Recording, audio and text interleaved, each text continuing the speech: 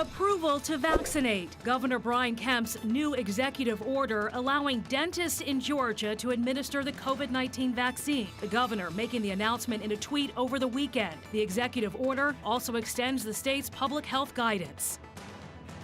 Homes destroyed. 16 people are now displaced after an apartment fire in College Park. It happened at the Harvard Avenue Apartments early Sunday morning. The Red Cross is helping them get food, clothing, and a place to stay. There are no reports of any being hurt.